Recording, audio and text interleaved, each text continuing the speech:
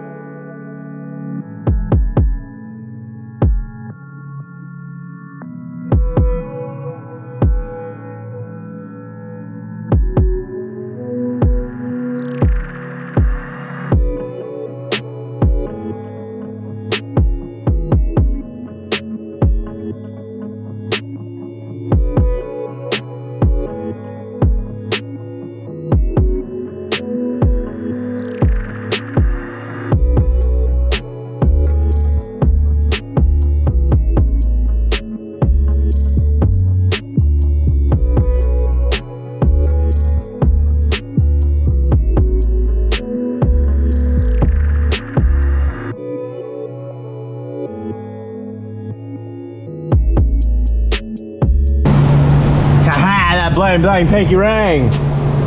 All right, it worked out pretty good. I'll go ahead and tack these up, weld it in, and then we'll put our overlay on it.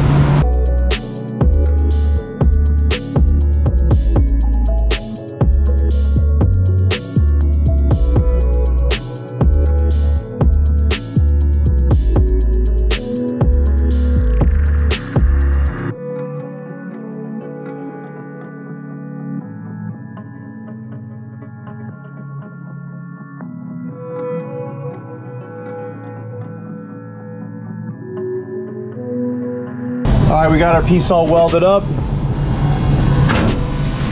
cleaned up, only one thing left, and you guessed it, dimple dies.